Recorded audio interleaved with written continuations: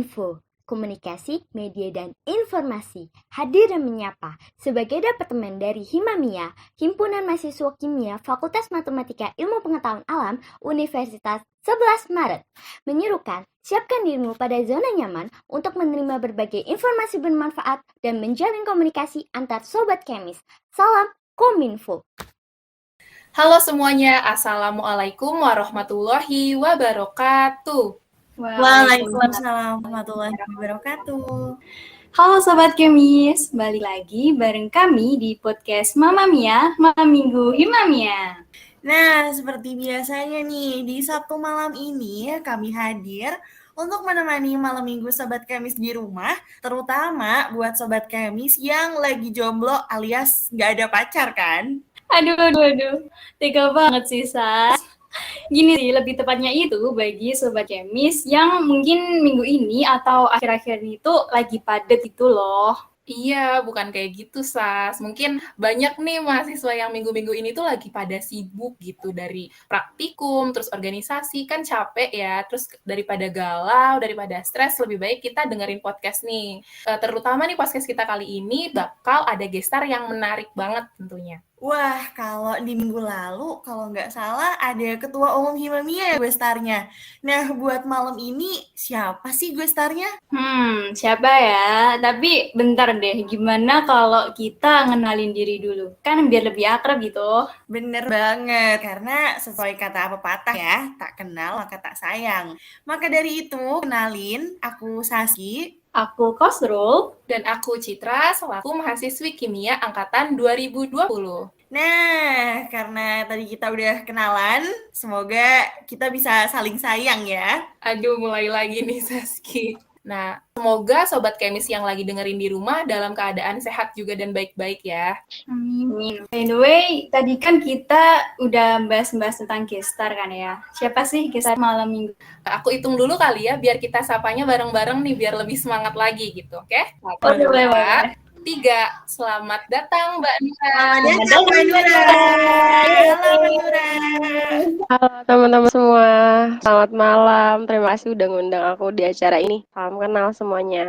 Ya Mbak, salam kenal. Nah teman-teman, Sobat Kemis di rumah, jadi malam ini kita bakal ditemani oleh Mbak Nura nih.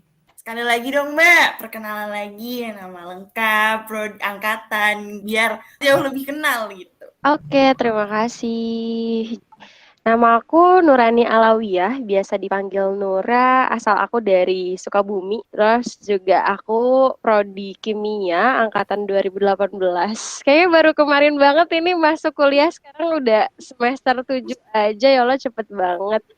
Gak kerasa udah punya banyak adik-adik dan udah keren-keren adik-adik aku sekarang. Ada lagi nggak tuh perkenalannya? Siap, udah cukup Mbak. Mungkin ini dulu aja. Lalu Mbak Nura sendiri gimana nih kabarnya malam hari ini? Alhamdulillah aku sehat, terima kasih banyak. Meskipun aktivitas tetap padat setiap harinya, tapi memang kesehatan di masa pandemi dan juga cuaca yang kayak gitu tetap fit ya teman-teman, biar bisa aktivitasnya setiap harinya itu berjalan dengan lancar gitu. Betul banget, biar nggak ada yang terganggu gitu ya. Yeah. Nah, by the way nih Mbak Nura tuh belakangan ini lagi sibuk apa sih Mbak? Belakangan ini mungkin kemarin ya, akhir Oktober itu adalah akhir kesibukan bagi aku. Maksudnya dimana yang emang fasenya panjang banget. Teman-teman dimulai Februari lalu tuh udah mengajukan tentang proposal pendanaan PKM. Terus habis itu saat ini memang aku lagi nyusun laporan skripsi. Jadi meskipun memang udah bebas sidang dan alhamdulillahnya juga auto A, teman-teman pasti mau kan auto A tanpa sidang gitu kan. Nah, tapi ada satu administrasi yang harus dilengkapi, yaitu pengumpulan laporan skripsi gitu, biar pantas untuk dapat gelar sarjana gitu. Wah, keren banget sih sumpah Mbak Nura ini. Memang mahasiswa semester akhir ini pasti sibuk banget ya Mbak tentunya. Betul. Teman-teman aku juga lagi pada sibuk sempro, terus udah ada yang mulai nge-lab juga dan percobaan gitu. Iya, tapi ya di balik kesibukan itu semua, denger-denger Mbak Nura ini juga lagi sibuk nyiapin buat muncak ya Mbak, bener nggak sih? Iya, aku emang hobinya muncak sejak lulus SMA mungkin ya waktu itu kelulusan. Dan saat ini biasanya healing bagi aku atau self reward bagi aku tuh selalu muncak gitu. Kayak sebelum PIMNAS kemarin tuh dinyatain lolos PIMNAS, yang lain pada prepare nyiapin poster, nyiapin apa-apa, aku izin ke dosen aku. Dan kebetulan kemarin lolos PIMNASnya kan 2 ya. Bu, Pak, saya nggak sanggup kalau ngelanjutin PIMNAS, tapi saya nggak self reward dulu. Tolong Pak, Bu, Sabtu Minggu saya diizinkan untuk muncak dulu 2 hari gitu. Akhirnya, oh iya silakan Nurani, kata Pak Mauli, dan silakan Nurani refreshing dulu gitu. Habis itu juga Bu Rita, oh iya boleh. Yang penting nanti pas waktu kembali udah dalam keadaan fit kayak gitu. Terus alhamdulillah deh jadinya bisa muncak. Padahal waktu itu kan fasenya panjang banget ya. Terakhir aku muncak itu ke Lawu bulan Juni, habis itu kayak 2 minggu setelahnya itu cuman kayak ke Andong, ke Bismo ya, yang rendah-rendah kayak gitu, dan itu juga nggak sengaja. Terus baru deh kemarin Oktober awal pas waktu pendanaan itu aku muncak lagi ke Sumbing gitu. Nah, Keren banget sih Mbak. Bener ya teman-teman. Jadi walaupun sibuk gitu kita harus cari stress release biar tetap bahagia dan jadi makin maksimal gitu. Kalian ada suka naik gunung juga nih di sini? Kalau aku pribadi itu sempet pengen naik gunung tapi nggak boleh, masih belum dibolehin sama orang tua. Padahal udah banyak banget temen yang ngajakin gitu Mbak. bener, sama banget. Soalnya waktu itu pernah kejadian hiking waktu pramuka SMA itu Hmm? kepleset gitu, dan itu kayak jadi inget-inget terus. Jadi kayak tinggal kepleset lagi gitu, terus kayak nyampe kakinya nggak bisa jalan beberapa hari gitu. Jadi ya udah deh, diinget terus dan belum boleh sampai sekarang gitu. Iya. Kasrul gimana Kasrul? Iya sama, belum dibolehin juga. Padahal tuh udah pengen banget. Karena pada dasarnya suka di suasana dingin gitu loh, asik gitu. Betul. Jadi memang ada satu pelajaran yang bisa aku ambil dari setiap perjalanan aku muncak. Kadang perjalanan yang sampai ke 15 jam, 12 jam itu tuh bagi aku kayak sama halnya dengan perjalanan hidup gitu. Kadang tuh kita ngerasa capek gitu, kadang ngerasa lelah gitu kan. Terus juga mungkin tiap perjalanan kan juga kita bareng partner ya, dan dengan partner yang beda-beda gitu, apalagi yang baru dikenal gitu. Banyak pelajaran yang bisa aku ambil, utamanya dari suatu perjalanan itu kan. Perjalanan hidup kadang juga kayak gitu ya, capek gitu kan, ada jatuhnya gitu kan, ada apa, terjalnya, treknya kayak gitu-gitu. Jadi memang ketika kita untuk mencapai satu tujuan yang tinggi, misal contoh nih, aku pengen banget naik ke Gunung Sumbing yang tingginya 3.300 gitu kan. Pasti treknya itu panjang, butuh waktu yang lebih lama gitu dibandingkan aku pengen naik ke Andong yang cuman 1.700 gitu. Sama dengan tujuan hidup kita. Misal aku pengen banget nih dapat nilai A satu mata kuliah, dengan aku pengen dapat gold medal PIMNAS, itu kan beda banget ya perjalanannya. Kalau cuman dapat nilai A doang, mungkin ya udah aku nggak sampai se-effort itu, treknya nggak sampai sepanjang PIMNAS dapat gold medal kayak gitu. Selain itu kadang aku kalau misalnya udah di fase yang males nih ngerjain tugas, aku suka balikin kata-kata kayak gini, kamu naik gunung 15 jam bisa loh, masa belajar 2 jam nggak bisa, kayak gitu. Jadi kadang itu tuh bisa buat kayak motivasi aku, jadi oh iya bener, aku aja bisa loh hujan-hujanan muncak kayak gitu. Masa belajar di tempat yang udah nyaman, fasilitas tersedia, semuanya enak gitu, masa malas-malasan kayak gitu sih. Kenapa aku sampai saat ini masih suka naik gunung gitu, dan semoga nanti kedepannya dapat kesempatan lagi gitu. Amin. Oh, jadi pengen banget nih, jadi makin pengen ikutan gitu naik gunung. Semoga nanti juga ke depannya kita dibolehin ya sama orang tua. Bisa Iya, bener dipercaya banget. gitu. Iya gitu. Oke, mungkin tadi kita udah bahas nih tentang stress release gitu ya, Mbak. Nah, sekarang kita masuk nih ke bahasan yang utama mungkin. Nah, jadi bahasan kita kali ini tuh mengenai PKM dan PIMNAS. Tadi juga telah disinggung sedikit ya sama Mbak Nura. Jadi mungkin buat teman-teman nih yang belum tahu, jadi Mbak Nura ini adalah peraih Best Presentation di PIMNAS ke-34. Betul nggak, Mbak? Bisa dibilang best presentation, tapi nggak ada award itu sih, adanya penghargaan setara emas, setara perak, setara perunggu, sama favorit. Nah, alhamdulillah kemarin dapat kesempatan bisa dapat penghargaan setara emas atau gold medal. Itu juara satunya mungkin gitu di room itu. Dan itu sedikit ya teman-teman ngasih tahu kalau dari dulu UNS itu pengen banget bisa dapat gold presentation. karena selama ini belum pernah ada yang bisa dapat gold presentation. Biasanya kalaupun dapat gold itu bidang poster kan banyak bantuan dari luar ya teman-teman, kayak desainnya pakai desainer luar gitu, meskipun memang kontennya dari kita, tapi beda ketika dapat gold medal bidang presentation sama bidang poster. Itu pasti ada apa ya, sesuatu yang perbedaan gitu kan. Kalau misalkan presentation itu benar-benar pure dari timnya gitu, dari tim, dari kekompakan tim, dari kepengetahuan tim dan cara tim untuk bisa ngedapetin itu gitu. Jadi banyak dukungan dari luar juga selama prosesnya itu. Siap-siap. Ya. Ternyata keren banget ya. Jadi ini tuh bahasanya pas banget gitu bagi Sobat Kemis, yaitu tentang PKM dan PIMNAS. Dan tentunya kan tadi udah dijelasin ya, tentunya bikin menarik Sobat Kemis semuanya ke Betul. dunia per PKM-an. Iya, betul banget dong, Kos. Apalagi Mbak Nura tuh udah hadir di tengah-tengah kita nih malam ini. Jadi kita bisa nanya-nanya banyak nih tentang per PKM-an, per PIMNASan ke Mbak Nura. Oke, dengan senang hati mari kita mulai.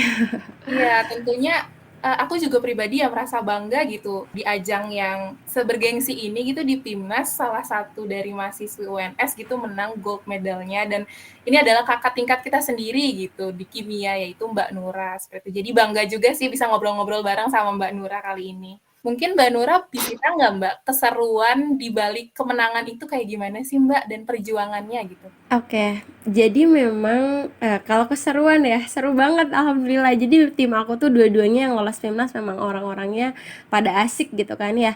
Dulu ketika aku mulai dari nyusun proposal itu memang disesuaikan dengan kebutuhan proposalnya.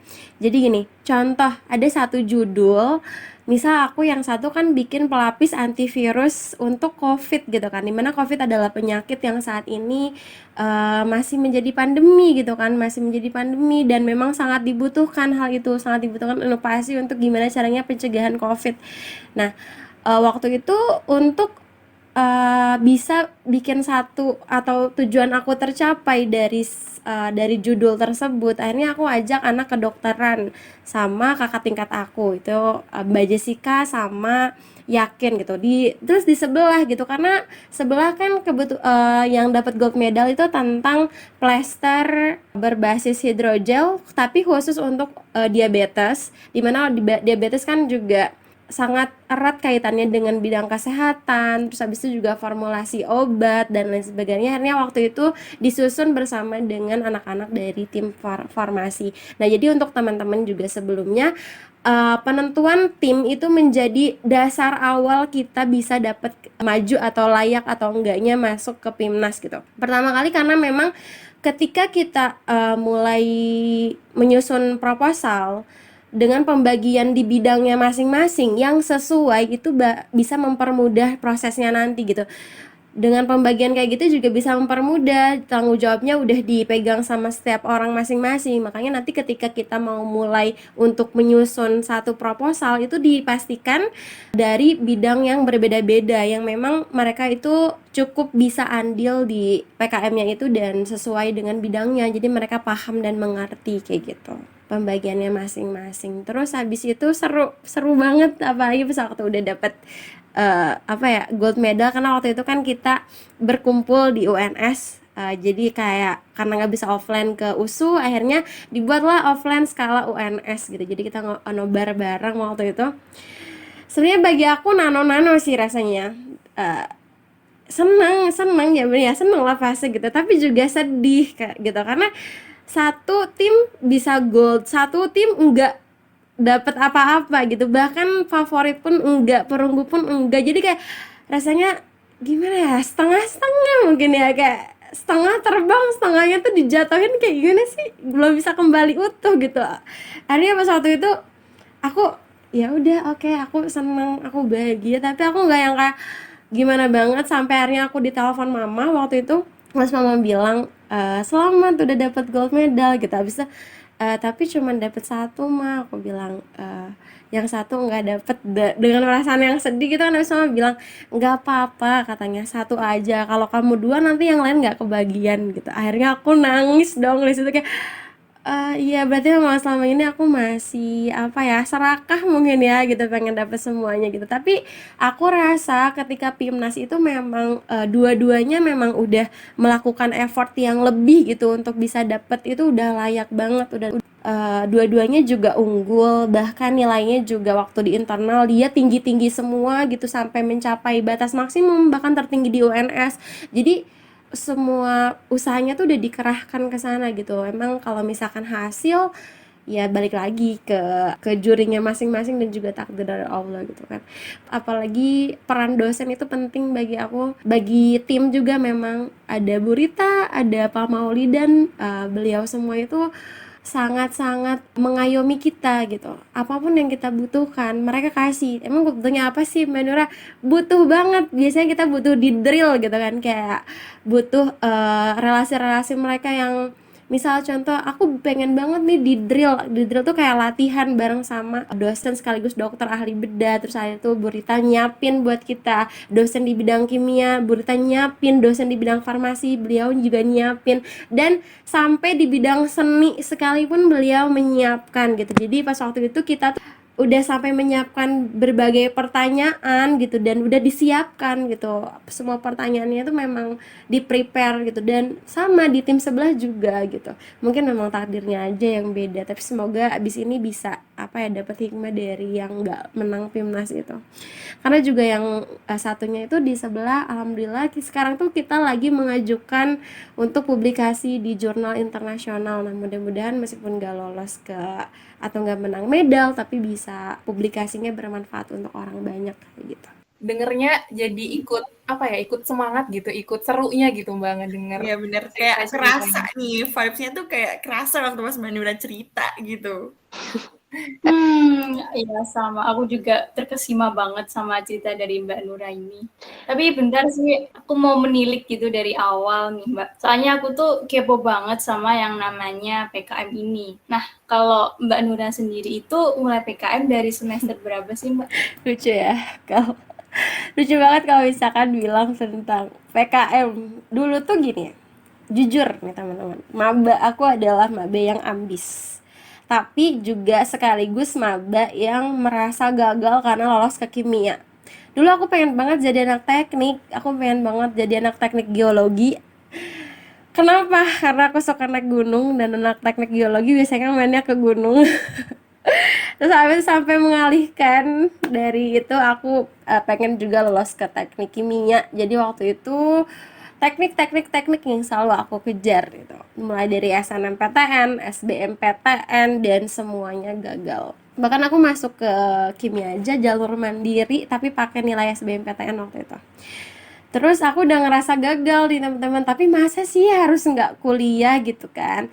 Ya udahlah, dinikmati aja. Semester awal-awal tuh justru aku tuh males kuliah. Aku tuh kayak yang masih pengen pindah aja nanti semester 3 gitu. Aku pengen mulai lagi aja yang baru. Tapi di balik itu juga ada keseruan yang selama PKKMB dikasih tahu, kayak misalkan juara-juara yang Mawapres, habis itu juara-juara PIMNAS. Waktu itu yang paling memotivasi adalah Mbak Fitri, anaknya Pak Maulidan, angkatan tahun 2015. Itu beliau orang keren banget yang banyak memotivasi aku. Terus ada Mas Julian dari PKP 2016, terus ada dan lain sebagainya gitu kan, kating-kating aku yang keren-keren orangnya. Nah, mereka selalu memotivasi untuk ayo coba ke penulisan gitu. Terus aku bilang aku nggak bisa, Mbak, aku nggak bisa, gimana mulai aja, aku nggak ngerti gitu. Bahkan aku aja SMA nggak ikut yang apa sih namanya, yang kepenulisan kan ada ya di siswa-siswa gitu, karena memang dulu sekolah aku itu sekolah kabupaten, terus juga swasta, terus mungkin aku angkatan ke-17 waktu itu, udah agak lumayan, tapi bukan orang-orang yang ambis gitu, beda banget vibes di Sukabumi sama vibes di Solo. Di Solo tuh orang-orang yang kayak SMA-nya tuh sama saling bersaing gitu. Di sana tuh nggak ada sama sekali persaingan. Aku aja belum pernah ikut kepenulisan dan sebagainya. Terus aku kayak gimana caranya aku mau mulai gitu kan. Ya udahlah, mulai aja gitu. Akhirnya aku coba baca-baca si buku Sakti. Buku Sakti adalah buku pedoman PKM waktu itu. Angkatan tahun 2012, berarti 2018 ya, pendanaan tahun 2000 Berarti waktu itu iya, pendanaan tahun 2018. Bener. Kalau enggak tahun 2019, aku agak lupa waktu itu. Cutting aku kan selama biasanya selama PKKMB kan kita kenalan tuh sama cutting-cutting. Habis itu cutting aku ada yang ngajakin, "Ra, ayo kita ikut PKM." Ikut PKM, PKM apa mas? Aku bilang gitu kan, PKM GT gitu. Tapi aku nggak bisa nulis GT. Nggak apa-apa, proposalnya udah saya sediain, kamu cuman siap untuk jadi ketua aja, kata dia. Wih, enak banget hidup aku bilang, asalkan nanti kamu mau konsul, katanya. Waktu itu konsulnya ke Bu Teguh. Terus habis itu pas waktu dikonsulin ke Bu Teguh, ternyata dirombak semuanya. Sampai aku kayak, Bu, ini rombak gimana ya cara nulisnya, aku bingung gitu. Tapi ya sudahlah, dikerjakan apapun yang ibunya bilang gitu kan, cari-cari referensi, belajar gimana caranya dapetin jurnal yang bagus, belajar gimana pakai Skyhub dan lain sebagainya. Waktu itu kan karena beberapa jurnal nggak bisa diakses. Habis itu loloslah PKM GT-nya tingkat universitas. Udah kayak seneng nih lolos tingkat universitas, kayak satu kebanggaan bagi aku yang baru mulai di usia belia gitu kan, usia yang masih dini banget. Terus waktu itu bertiga kita sama Devi angkatan 2018 juga. Tapi nggak lolos pendanaan, nggak lolos insentif sama sekali. eh aku coba juga nulis-nulis esai, KTI juga sama, nggak lolos waktu itu karena mungkin masih awal-awal ya. Tapi tetap aja belajar lah aku ke penulisan di SIM, juga belajar di keilmiahan Himamia. Terus gagal ya, sering juga gagal gitu ya, dimulai dari PKM-nya itu tahun 2018 itu, meskipun gagal. Bener, keren banget sih. Dari semester 1 kalau aku melihat ke belakang gitu ya, aku semester 1 masih kayak hahaha doang gitu. Ini Mbak Nura udah ikutan PKM gitu, keren banget sih. Betul banget ya tadi yang dibilang teman-teman, semester 1 saat ini yang mungkin nanti akan dengerin podcast aku pesan ke kalian mencoba ya, jangan sampai kalian minder. Justru harusnya kalian semester 1 mencoba itu masih dimaklumi gitu, ketika kalian gagal. Beda dengan nanti kalian udah semester 7 baru nyoba terus gagal, malu nggak sih? Nah, dan itu adalah menjadi satu kesempatan untuk kalian bisa mencoba, bisa mengetahui setidaknya format PKM yang benar tuh seperti apa. Penulisan latar belakang, penulisan metode yang baik itu seperti apa, bidang apa yang mau aku ambil, aku mau bermanfaat di sisi yang mana. Setidaknya kalian mengetahui akan hal itu, karena juga PKM itu luas teman-teman. PKM itu ada 7 saat ini, ada PKM 5 bidang, PKM gagasan futuristik itu tuh tentang kayak bikin video masa depan gitu, sama gagasan penulisan kayak gitu.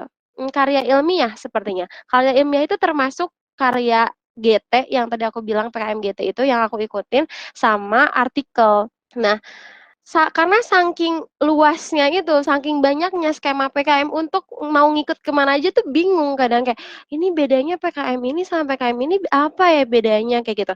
Setidaknya ketika kalian memulai di awal di semester 1 nanti kalian tahu dulu gitu. Jadi nggak apa nanti tak coba lagi tahun depan sampai mungkin nanti bisa bawa piala bergilirnya ke UNS, amin gitu. Jadi memang ini ya, mungkin ini pesan untuk sobat kemis di rumah, bagi yang semester 1 gitu ya Mbak, nggak usah takut-takut untuk mencoba, bener tadi kata Mbak Nura, bisa dicoba aja dulu, gagal itu nggak apa-apa, justru di semester 1 gagal malah menjadi keuntungan kita gitu, buat nanti semester depannya juga jadi lebih baik, tentunya tahu celah-celah kesalahannya di mana, kayak gitu. Berharapnya mungkin ya bisa lolos ya teman-teman yang pertama kali nyoba gitu, biar nggak takut, biar nggak ngerasa lagi ke depannya. Tapi nggak lolos pun ya nggak apa-apa gitu. Siap. Jadi paling nggak kita udah bisa tahu dulu lah gimana gambarannya gitu.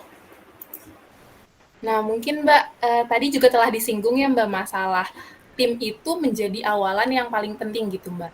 Nah, mau tanya nih Mbak, mungkin banyak yang juga yang penasaran gimana sih cara kita memilih tim yang memang satu visi gitu sama kita dan bisa membawa tim itu ke lolos timnas kayak gitu Mbak.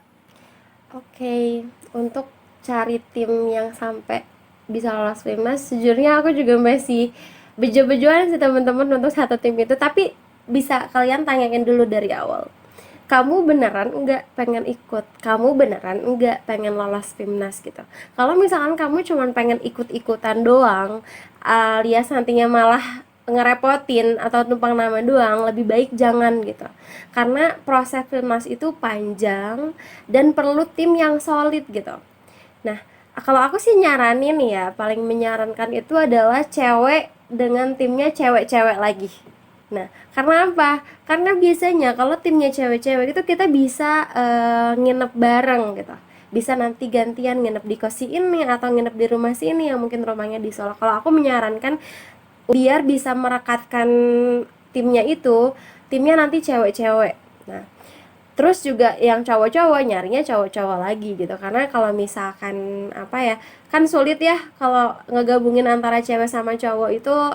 Kita ya mungkin ada orang juga yang bisa dapat gold medal gitu meskipun memang campuran kayak gitu. Mungkin itu bisa tanyain ke mereka gimana caranya supaya bisa timnya solid. Yang aku rasain aku lebih dekat sama timnya dari yang ketuanya Ina itu karena mungkin kita timnya cewek-cewek, jadi setiap ada suatu deadline kita selalu ngerjain bareng, nginep bareng, terus habis itu begadang bareng dan sebagainya. Jadi kita bahkan udah tahu sifat masing-masing kayak gitu. Kalau misalkan tim sebelah gitu, kesulitannya karena itu. Jadi kita seringnya malah kumpulnya online kayak gitu karena juga pastinya pandemi kayak gini, terus habis itu punya kesibukan yang berbeda-beda gitu. Akhirnya mungkin lebih jarang kumpul gitu dibandingkan tim satunya gitu. Jadi aku sangat menyarankan nanti timnya cewek-cewek atau cowok-cowok. Itu sesuai gimana kalian aja sih. Kalau misalnya memang merasa sanggup untuk bisa menyatukan satu timnya itu, coba satukan. Terus yang kedua, tolong dihilangkan yang namanya ketua dalam satu tim. Gak ada yang namanya ketua, gak ada yang namanya anggota. Semua kita bisa bilang ketua itu adalah dosen kita, atau dosen kita bisa disebut sebagai nahkoda gitu, bisa menahkodai tim kita. Yang namanya udah ada pembagian ketua anggota di satu tim, nanti akan ada perbedaan pembagian tugas dan itu akan memberatkan satu pihak. Padahal nanti ketika udah lolos PIMNAS, ketika udah dapet gold medal, dibagi sama rata. Jadi tolong persepsi namanya ketua anggota itu dihilangkan gitu. Pembagiannya harus sama rata. Kalau anggotanya capek, ketuanya harus capek. Kalau ketuanya capek, anggotanya harus capek. Jadi memang yang namanya ketua itu menurut aku cuman sekedar ya udah gitu, kamu yang maju aja pakai nama kamu gitu untuk diadministrasi gitu. Tapi untuk pembagian tugasnya nggak ada yang dibeda-bedain kayak gitu. Terus habis itu ya tadi usahain orang-orang yang memang yang kalian pengen ambil untuk jadi satu tim itu dia yang pengen berjuang gitu.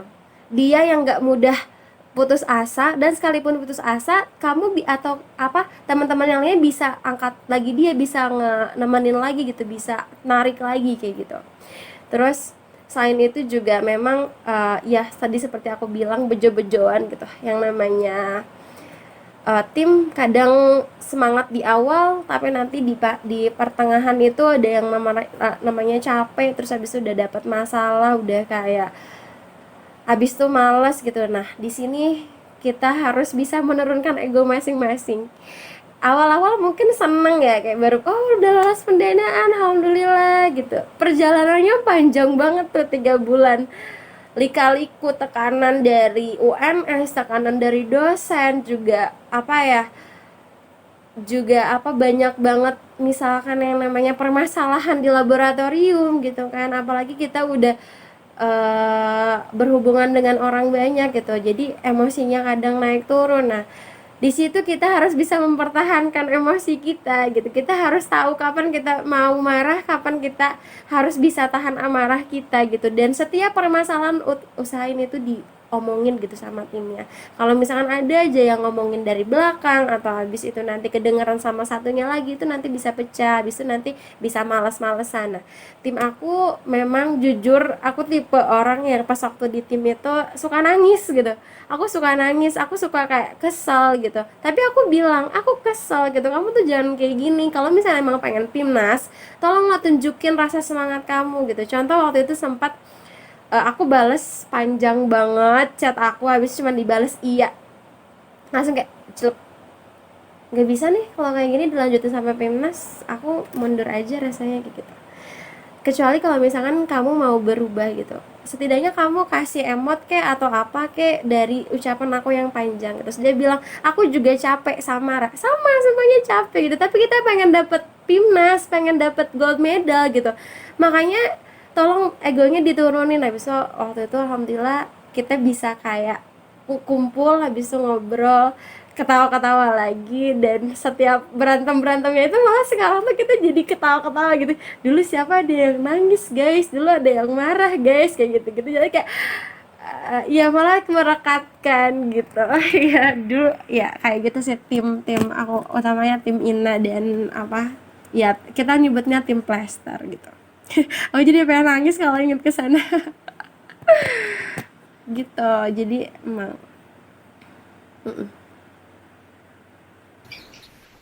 Iya gitu. Jadi emang di satu tim itu kan karena beda-beda orang ya Mbak, beda-beda latar belakang juga, punya rasanya masing-masing gitu, dikumpulin jadi satu tim yang mana emang apa ya, kayak yang tadi Mbak Nura udah bilang gitu, teman-temannya itu harus bisa punya rasa solid yang tinggi gitu. Jadi dari awal itu udah nyatuin tekad, nyatuin tujuan gitu, biar nanti di tengah-tengah kalau misalnya emang ada apa ya, ada kesulitan yang datang, ada masalah-masalah yang datang, itu bisa diselesain bareng-bareng dan bisa tercapai itu tujuannya gitu.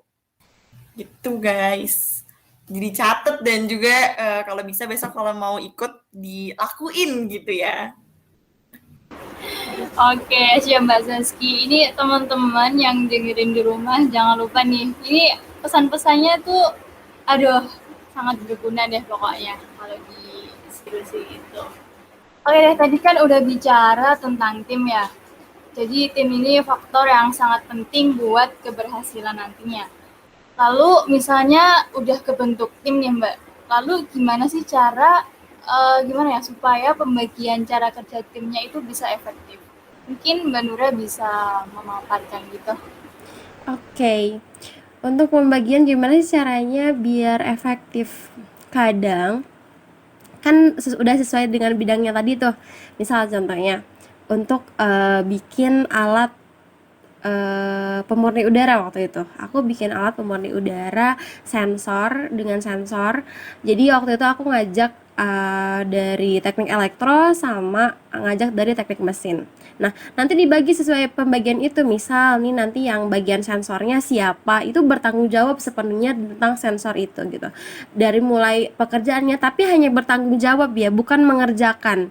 Bertanggung jawab itu bukan berarti harus mengerjakan semuanya gitu. Pengerjaannya kita bareng-bareng gitu, tapi dia yang lebih tahu kapan kita harus kumpul untuk bahas, kapan kita harus ngerjain bareng. Dia yang bertanggung jawab atas itu.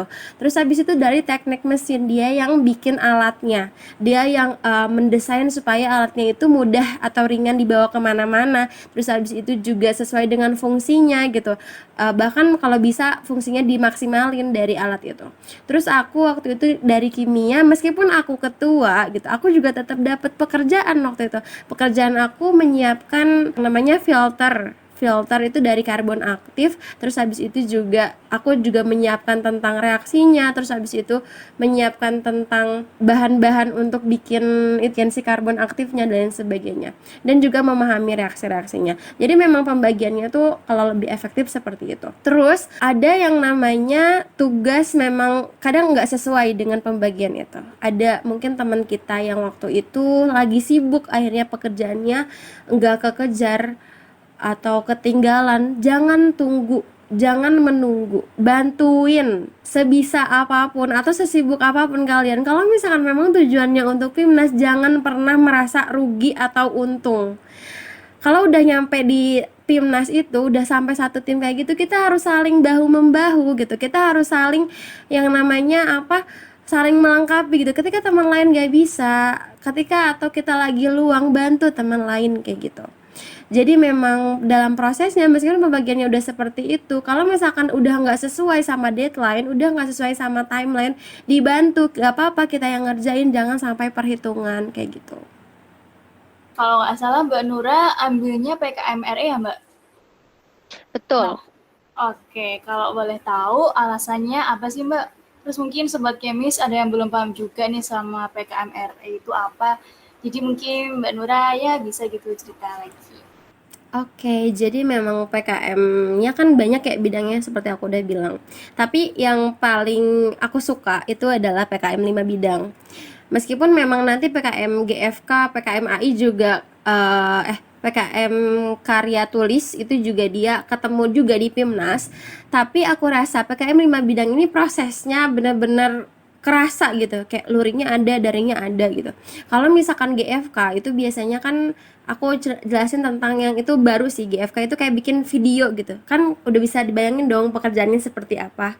Jadi banyaknya mungkin diskusi, desain video, terus habis itu GT itu juga bukan bikin apa-apa, maksudnya luarannya nanti bentuknya seperti artikel ilmiah juga kayak gitu. Jadi memang nggak dikerjain atau mengarang bebas kalau GT itu. Terus habis itu AI juga udah jelas itu apa namanya, cuman artikel ilmiah. Artikel ilmiah itu memang nggak dimasukin ke PIMNAS karena dirasa kalau artikel ilmiah itu udah cocoknya cuman dipublikasiin atau sudah selesai. Beda dengan yang namanya 5 bidang. 5 bidang itu kan ada PKM PE atau RE atau riset eksakta. Jadi PKM riset ini ada dua juga. PKM riset ini terbagi jadi dua, PKM RE riset eksakta untuk yang bidang eksakta, sama PKM RSH untuk bidang sosial humaniora. Itu satu bidang riset. Terus abis itu ada yang namanya PKM kewirausahaan. Yang ini paling suka sih, karena di sini kita bisa belajar bisnis, gimana caranya bikin suatu manajemen bisnis dengan tentunya jurusan yang berbeda-beda. Nah, kalau misalkan udah namanya kewirausahaan itu nggak akan kayak harus dari teknik, harus dari ini tuh nggak ada, karena setiap orang memang bisa berwirausaha gitu. Beda dengan PKM riset tadi. Terus habis itu PKM KC. PKM KC ini umumnya perbedaannya dengan riset itu adalah dia menghasilkan suatu produk yang bisa dimanfaatkan sama masyarakat gitu. Jadi nanti kalau misalnya udah alatnya ini udah jadi atau produknya udah jadi, itu udah mampu untuk diaplikasikan di masyarakat. Terus habis itu juga ada PKMPI. PKMPI itu dulu PKM bidang kayak mitra gitu. Kalau misalkan aku keliru, coba ini datanya bentar. Jadi kalau misalkan PKMPI ini kayak kita bikin suatu alat terus kita bermitra dengan orang lain yang belum punya penghasilan, atau kayak kita meningkatkan nilainya kayak gitu, meningkatkan kayak bikin alat buat mempermudah proses pengerjaan mereka misalnya kayak gitu. Terus habis itu satu lagi PKM aku agak lupa. Nah, PKM ini tuh kayak lebih ke pengabdian ke masyarakat gitu. Pengabdian ke masyarakat beda dengan PKMPI tadi. Kalau PKMPI ini cari mitra yang memang dia tuh punya penghasilan gitu. Kalau ke masyarakat itu tuh justru malah buat yang belum ada penghasilan sama sekali gitu. Mitranya itu bisa desa, bisa apa kayak gitu. Kalau yang ini biasanya, kalau yang PI itu biasanya kayak UMKM ataupun satu perusahaan kayak gitu. Nah, aku kemarin ngambil PKM riset. Tahun lalu aku ambil PKM riset sama PKM KC. Kenapa? Karena waktu itu emang judulnya aja yang cocoknya dimasukin ke PKM riset gitu. Jadi pertama kali aku cari judulnya dulu, abis itu oh cocok nih masuk ke sini, jangan sampai salah ya. Karena kalau sampai salah itu nanti dipertanyakan juga sama jurinya, ini harusnya masuknya bukan PKMR, ini harusnya bidangnya KC nih kayak gitu, atau oh ini harusnya masuknya bidang kewirausahaan nih kalau kayak gini. Nah, jangan sampai seperti itu. Jadi memang dari awal kita pahami, dan itu semuanya udah ada penjelasannya di dalam buku sakti yang udah aku bilang. Buku sakti itu dia ada 200 lebih halaman.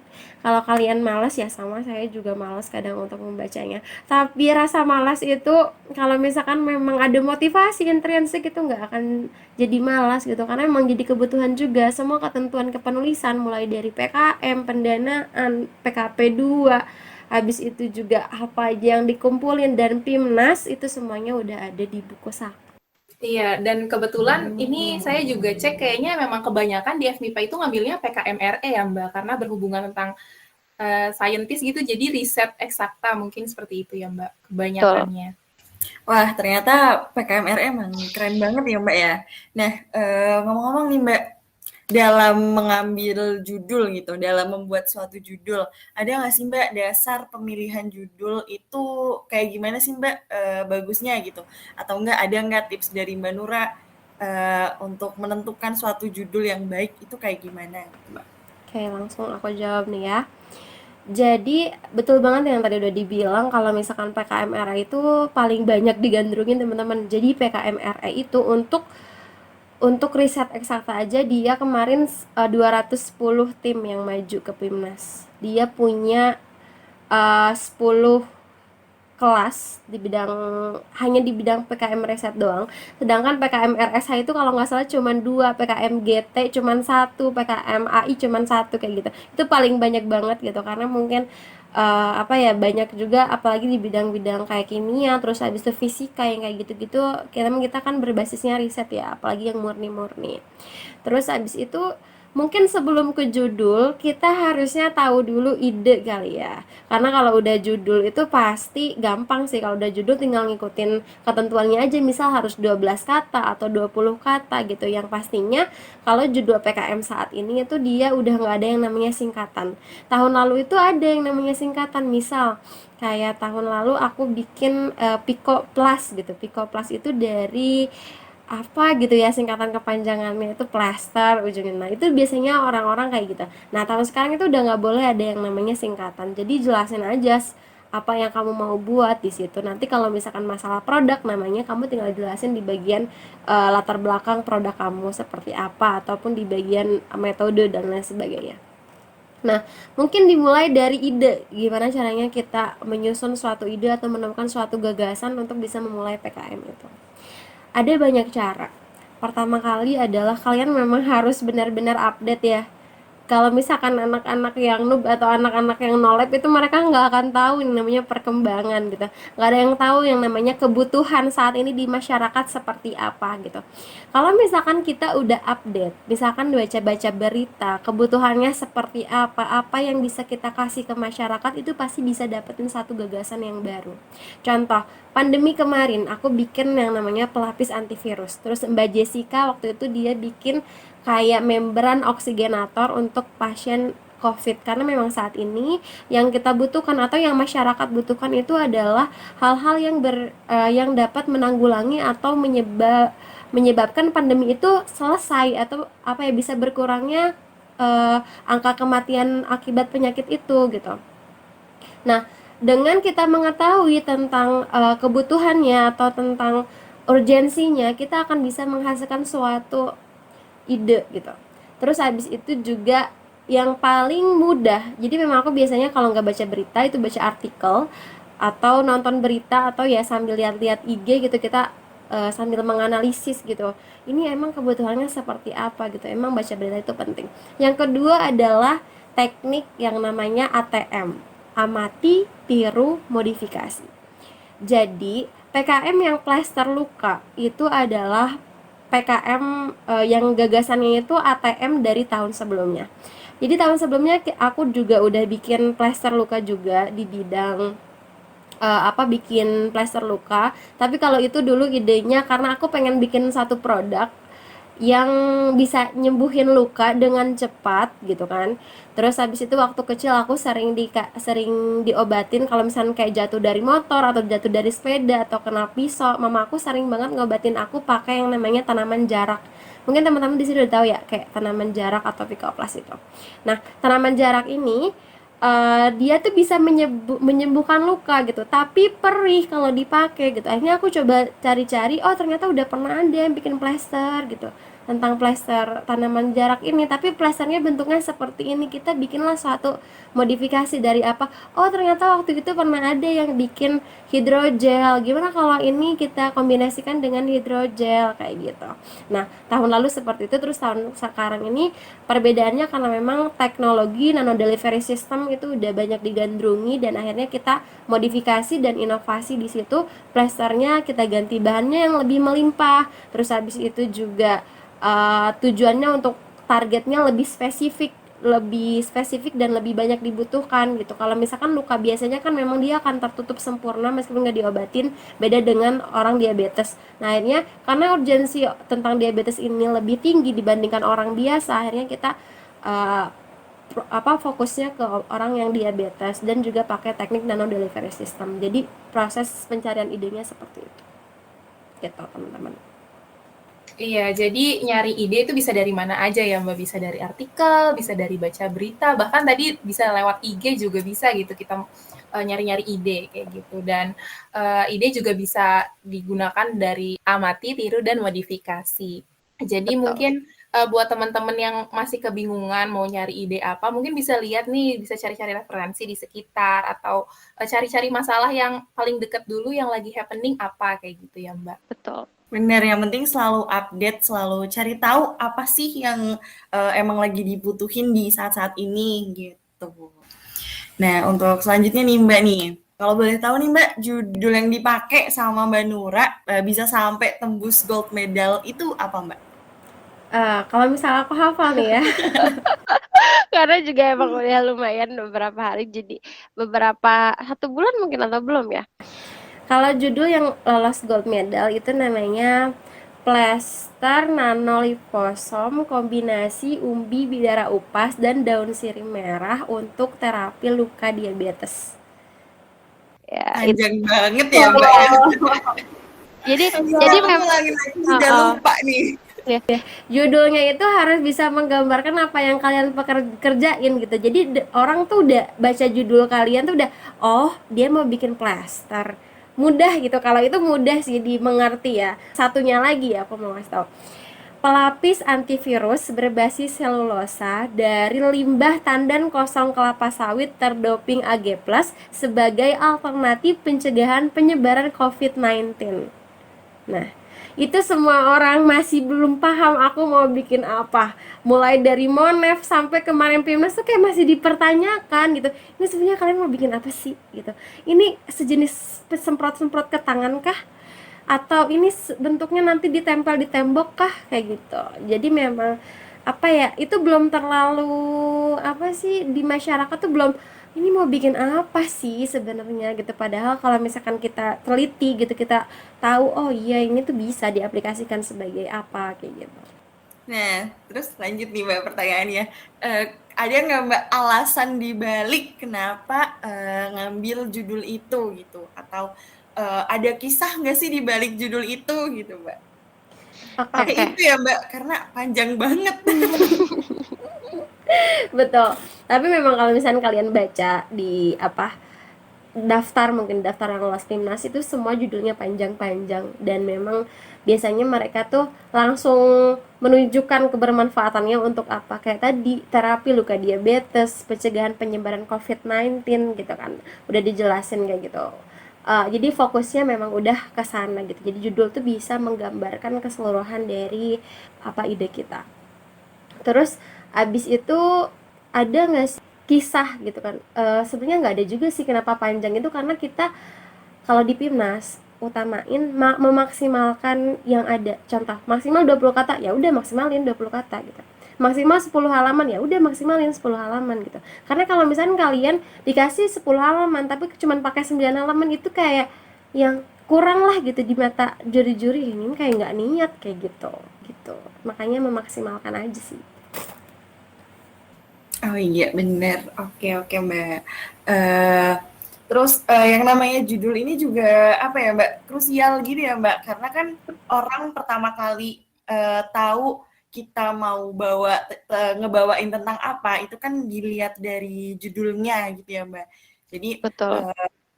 Judul yang dibawa itu harus yang bisa eye-catching gitu ya Mbak istilahnya, terus bisa meyakinkan orang buat pengen tahu lebih dalam tentang judul yang kita bawa gitu. Betul sekali. Oke deh, jadi kita udah bicara banyak tentang judul nih. Ada satu hal lagi yang nggak kalah menarik. Jadi gini, denger-denger tuh kalau udah lolos Pimnas, nanti udah auto A dan udah terrekognisi juga kan ya Mbak skripsinya. Nah, apakah ini tuh jadi motivasi terbesarnya Mbak Nura buat semangat tekan hingga lolos Pimnas ini Mbak? Gimana tuh Mbak?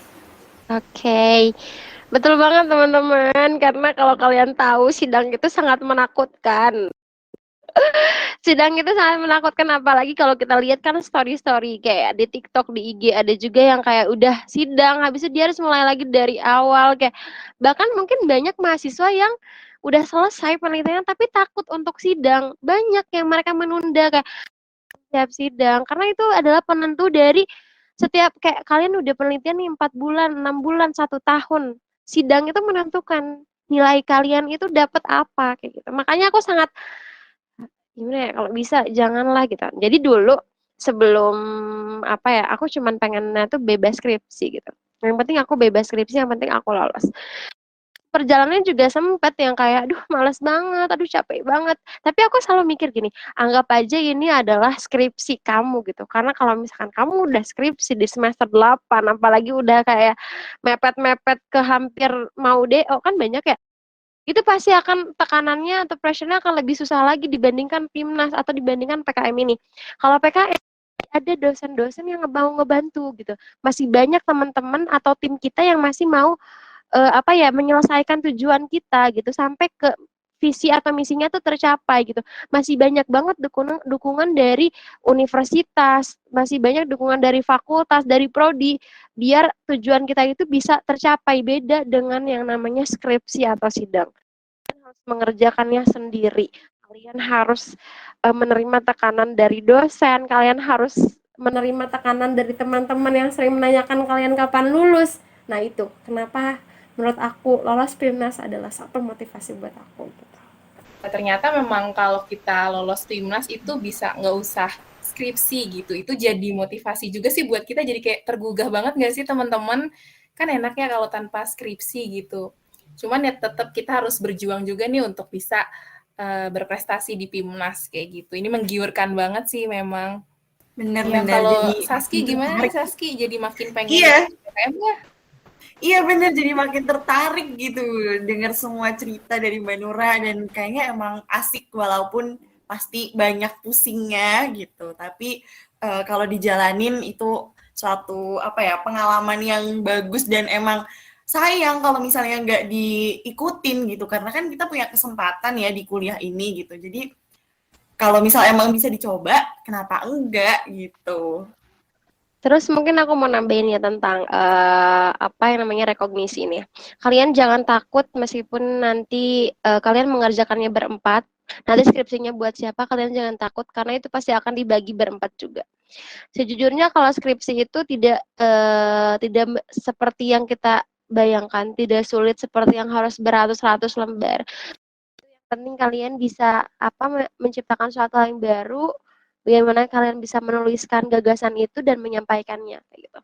Jadi meskipun nanti kalian itu mengerjakannya bertiga, berempat itu sama semuanya bisa rekognisi gitu. Jadi entah kalian ketua ataupun anggota semuanya bisa mendapatkan benefitnya gitu. Jadi nanti kalaupun dari bidang manapun memang usahain itu ikutan skripsi di bidang riset aja gitu atau kalau enggak di bidang KC jangan sampai kalian ya kalau mau ngambil kewirausahaan juga boleh tapi kayaknya kalau kewirausahaan akan sulit nanti proses rekognisinya gitu karena itu nggak sesuai sama skripsi kita jadi memang harus disesuaikan dulu sama ini sama skripsinya atau sama bidang kita nih misal kimia biologi fisika ngambilnya gitu jangan ya kalaupun mau nanti ngambil kewirausahaan ya pilihan kedua lah gitu pilihan keduanya kayak gitu kan ada maksimal 2 tuh gitu. Oke, ini aduh jadi tambah tertarik banget apalagi ya menggiurkan gitu. Tapi gini sih ya Mbak, kalau selama berprogres pasti kan ada lika-likunya. Pernah nggak Mbak Nura ngerasa buntu kayak aduh udah nggak mau lanjut capek gitu? Pernah nggak? Kalau proses apalagi PKM itu kan panjang seperti yang udah aku bilang tadi. Ada fase yang kayak gitu ada, fase yang capek kayak gitu ada. Fase yang buntu juga ada. Jadi waktu itu tuh di tempat di PKM aku yang PKM mungkin sekarang jadi skripsi aku yang lolos PIMNAS juga yang pelapis antivirus itu banyak yang diganti dari proposal awal contoh kayak bikin pelapis Yang aku awalnya anggap kalau pelapis itu bisa dibuat dari selulosa aja. Ternyata ketika aku aplikasiin tuh si selulosa yang udah jadi, kena air juga langsung kebuang. Ngeri banget kan. Terus aku kayak, Pak, bener kata Pak Herman dari UGM, komentarnya ternyata selulosa tuh nggak bisa dijadiin pelapis gitu. Akhirnya coba cari-cari nih, apa sih material apa atau reagen apa yang ketika ditambahin ke dia itu nanti dia bisa jadi kuat gitu, bisa melapis kuat gitu kan. Terus habis itu akhirnya cari-cari, coba-coba, terus pakai gliserol, pakai apa, dan kita terakhir itu di nemu yang namanya ketosan. Awalnya mungkin kayak terlihat, padahal kan ketosan juga sama kayak selulosa gitu, maksudnya dia nggak bisa berdiri sendiri gitu, tapi emang dia bisa dijadiin sebagai plastik. Tapi kalau misalnya bisa plastik kayak gini, apa mungkin ya nanti bisa ditempel ke pelapis gitu kan. Kan plastik dengan cat kan beda kayak gitu. Tapi ternyata ketika dicoba gitu kan, di riset, ternyata bisa gitu. Justru malah ketika mereka keduanya ini digabungkan, itu malah jadi material yang bagus gitu, yang apa ya, yang kuat juga secara kuat tariknya, terus juga kita bisa dapetin sesuai yang kita butuhkan. Aku pengennya hidrofobik, betul, yang dihasilkan juga hidrofobik. Aku pengennya kekuatan tariknya itu hampir 100% dan waktu itu 99,4%. Terus waktu itu aku pengen yang dia tuh bisa menyerap, tapi menyerap airnya sedikit aja dan dia menyerap 0,33% kayak gitu. Jadi memang itu kayak sesuai gitu sama yang dibutuhkan. Itu sempat yang kayak stuck juga. Terus sempat yang aku bilang, Pak, saya mau ini aja, mau riset 1 kali aja, saya nggak mau ngelanjutin karena memang waktu itu juga ada KKN, ada ini juga, pusing juga.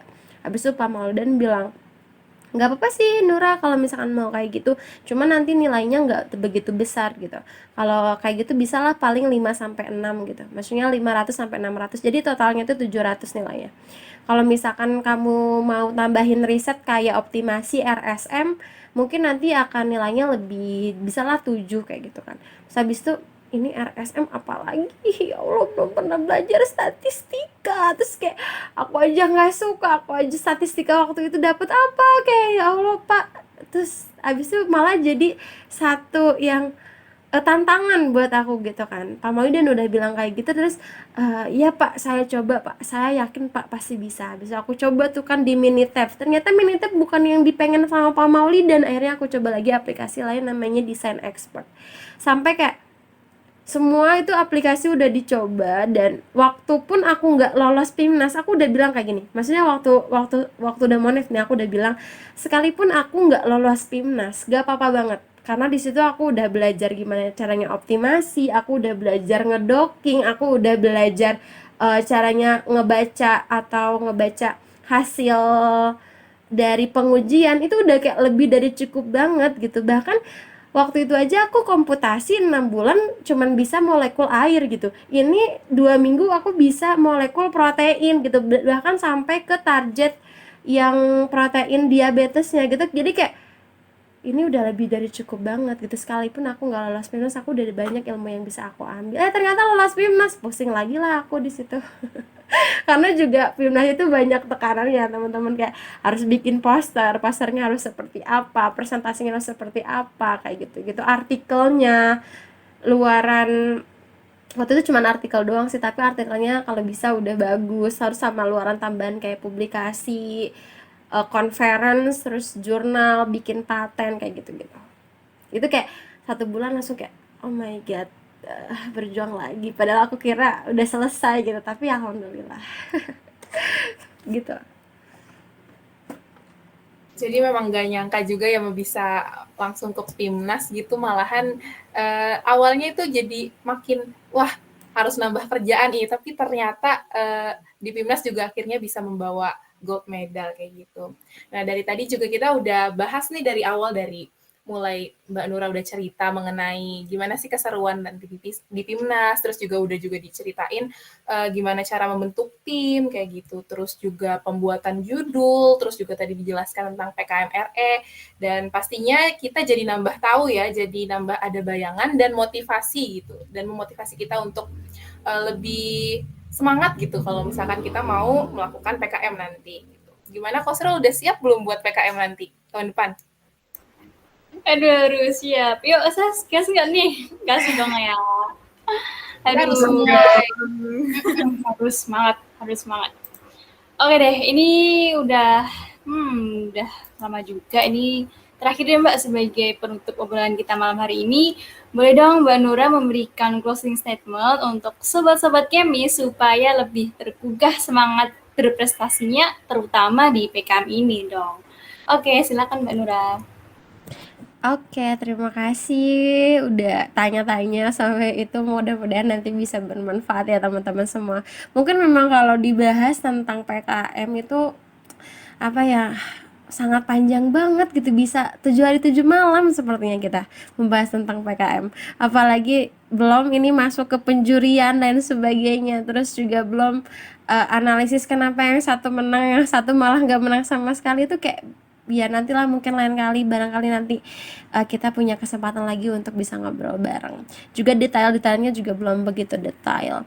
Terus habis itu kalau aku dikasih kesempatan untuk berbicara nih ke kalian semua, adik-adik aku tersayang, mohon didengarkanlah mbakmu ini yang bentar lagi mau lulus, amin.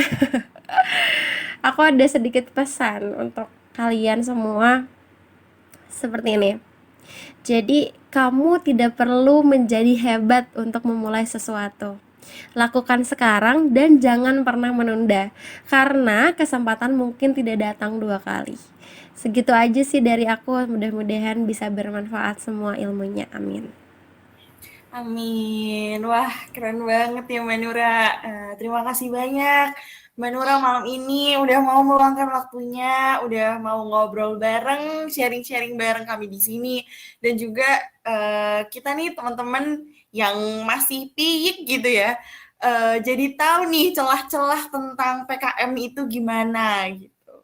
Dan semoga bisa jadi apa ya, motivasi dan juga bisa menambah semangat teman-teman sobat Kemis di rumah buat next PKM gas join ikutan. Ya, Gas amin, amin. banget. Amin, Gas amin. dong. Baiklah, ya sekian podcast dari kami. Mohon maaf bila ada kesalahan maupun ucapan dan tutur kata kami yang kurang berkenan di hati sobat kami semuanya. Terima kasih kepada sobat kami semuanya telah menyimak dan juga mendengarkan podcast dari awal sampai akhir. Jangan lupa follow IG @himamia_FMIPA-UNS dan juga stay tune terus di channel YouTube Himpunan Mahasiswa Kimia UNS. Nah, buat sobat kami semua wajib banget juga buat pantengin dan juga tungguin terus Mama Mia podcast malam minggu Himamia. Betul Yeay. sekali. Tentunya di podcast Mama Mia ini akan mengangkat tema-tema yang tentunya seru ya teman-teman. Jadi nantikan terus podcast Mama Mia ini. Oke, baiklah. Saya Citra. Saya Saskia. Dan saya Koslus, selaku podcaster malam ini, pamit undur diri. See you next time all. Dah. Bye. Wassalamualaikum warahmatullahi wabarakatuh.